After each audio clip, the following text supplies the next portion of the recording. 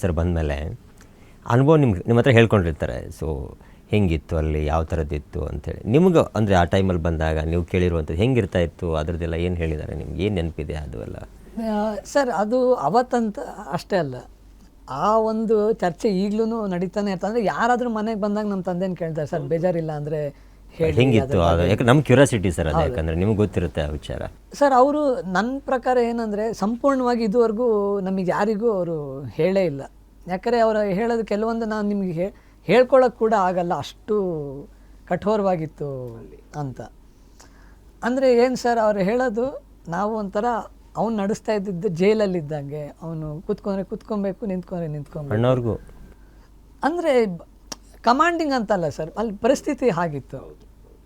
ಅವರು ಊಟ ಕೊಟ್ಟಾಗ ಊಟ ಮಾಡಬೇಕು ಅಲ್ವಾ ಸರ್, ಅವ್ರು ಊಟ ಕೊಟ್ಟಾಗಲೇ ಊಟ ಮಾಡಬೇಕು, ಅವರು ಬಿಸ್ಕೆಟ್ ಕೊಟ್ಟಾಗಲೇ ಬಿಸ್ಕೆಟ್ ತಿನ್ನಬೇಕು, ಮಲ್ಕೊ ಅಂದಾಗೆ ಮಲ್ಕೊಬೇಕು.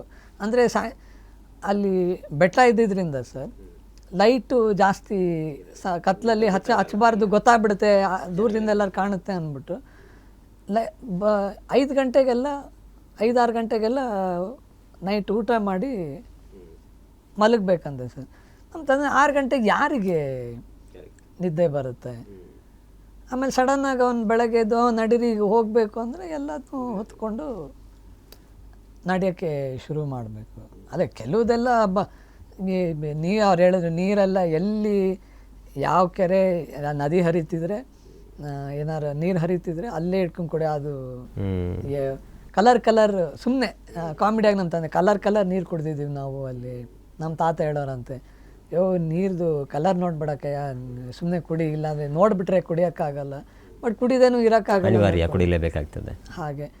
ಆಮೇಲೆ ಊಟ ಎಲ್ಲ ಕೊಡ್ತಿದ್ದೆ, ಬಟ್ ಆದರೂ ಅಲ್ಲಿ ಏನು ಪ್ರೊವೈಡ್ ಮಾಡೋಕ್ಕಾಗ್ತಿತ್ತು ಆ ಥರ. ಆಮೇಲೆ ಅವ್ರ ಟೀಮಲ್ಲಿ ಯಾರು ಒಬ್ಬರು ಏನು ದಿನಸಿ ರೇಷನ್ ತರೋಕ್ಕೆ ಅಂದ್ಬಿಟ್ಟು ಹೋದರೆ ಆಚೆಗೆ, ಕೆಲವೊಂದು ಸಲ 2-3 ದಿನ ಎಲ್ಲ ಆಗ್ಬಿಡೋದು, 3-4 ದಿನ ಏನೂ ಇಲ್ಲದೇ ಇರೋ ದಿನಗಳಲ್ಲಿ ಬರೀ ಉರ್ಗಡ್ಲೆ, ಇಡೀ ದಿನ ಬರೀ ಉರ್ಗಡ್ಲೆ ತಿನ್ಕೊಂಡು